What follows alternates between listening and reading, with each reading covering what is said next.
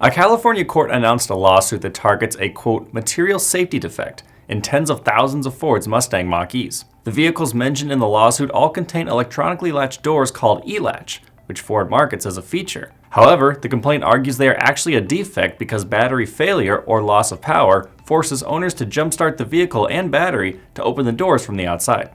A Mach-E does not have traditional door handles or a keyhole on its exterior.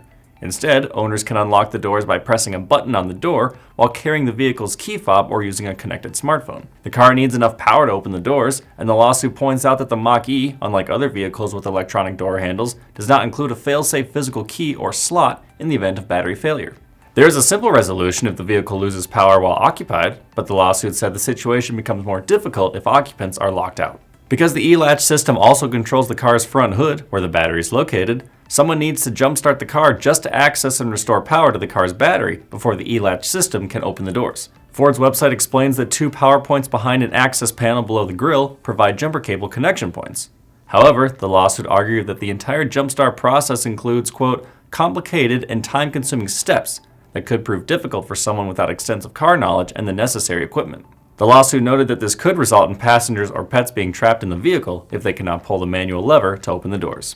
I'm Nolan Beilstein. This is Manufacturing Now.